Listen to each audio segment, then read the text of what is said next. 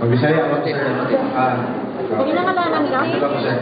Ako din, no, Vice Mayor sa San Fernando, Cebu.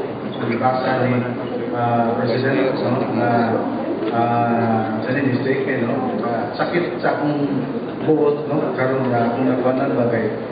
Dugay ko, nakadungo ko sa iyo na, pero wa, siguro ka, kumpirma ka na kanalain, meron ka na sa linya sa pagtanaw sa kinabuhi. Muna sa ako ang yun yan, natanaw ng pagkari, politika mo sa kanon. Your kapatid ko, Kapatid ko, yun, no, nabasa ni Rodrigo Duterte yung, President Rodrigo Duterte yung pangalan ko, mistaken, no? Yun pala yung kapatid ko.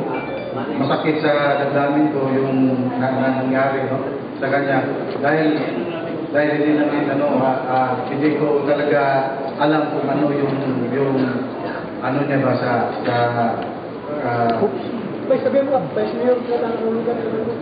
San Fernando, Cebu, no, mistaken, Vice Mayor. Proud Sabalulis. L lang yung ano namin. Proud ako, siya. Oh. So, naano no. Pero,